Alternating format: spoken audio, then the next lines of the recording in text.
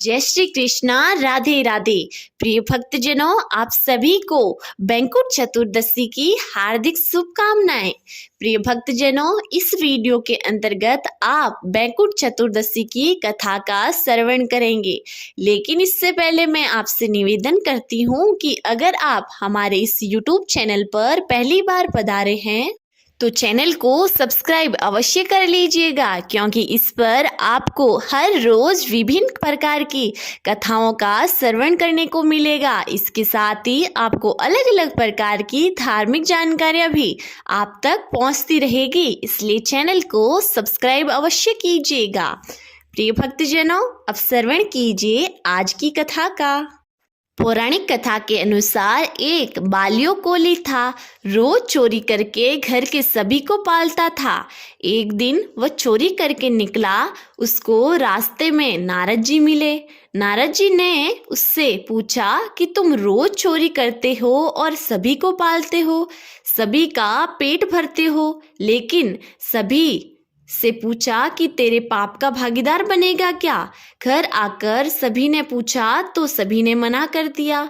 हम रोटी खाने के भागीदार हैं, लेकिन पाप के भागीदार नहीं हैं।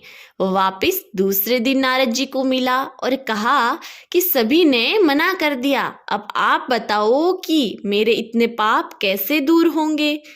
पाप के भागीदार कोई नहीं होए। जब नारद जी ने उससे कहा कि तुम्हारे सिर से लेकर पाँव तक के नाप की एक खोल सील देना और तेल में भिगो देना, फिर वह खोल तुम ओढ़कर बोरड़ी को झाड़ू के 12 महीना तक लगातार फेरी लगा और मुंह से बोलते जाना, झाड़ो झूड़ो पाप निवारो, जी को थारो सगलो पाप धुल जाई और थारी तेली में भीगी हुई खोल निर्मल हो जाए। नारद जी ने बोला।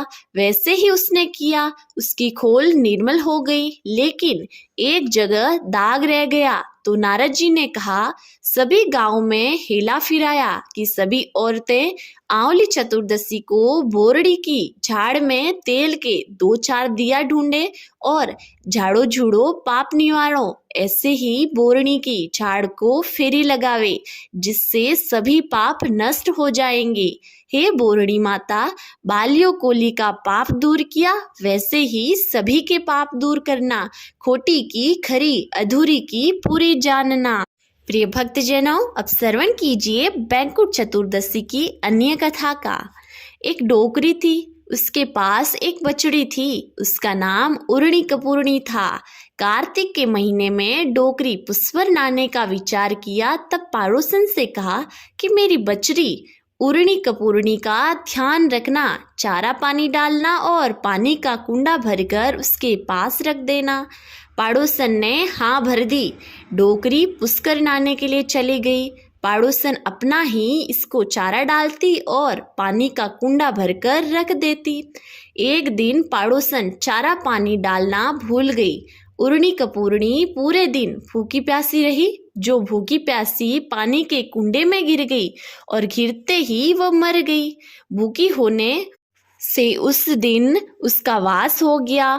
वह दिन बैंकुट चतुर्दशी का था। वह तो बैंकुट में चली गई। डोकरी पुष्कर स्नान करके आई। तब पड़ोसन से उरणी कपूरनी को वापिस लेने के लिए गई तो पड़ोसन ने कहा कि एक दिन में चारा पानी देना भूल गई, इस कारण वह पानी के कुंडे में घिरते ही मर गई। डोकरी ने पूछा कि उरणी कपूरनी में कितना कार्तिक स्नान किया? जब उरणी कपूरनी बोली कि कार्तिक स्नान नहीं किया, एक बैंकुट चतुर्दशी को स्नान किया, जिस कारण उरणी कपूरनी का राजा के घर में जन्म हुआ।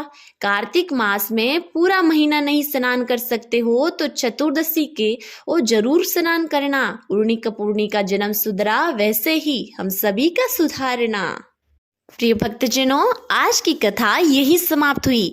अगर आपको पसंद आई है तो वीडियो को लाइक जरूर कीजिए और चैनल को सब्सक्राइब करना तो बिल्कुल मत भूलिएगा। मिलते हैं अगले एक नई वीडियो के साथ। तब तक के लिए हर हर महादेव।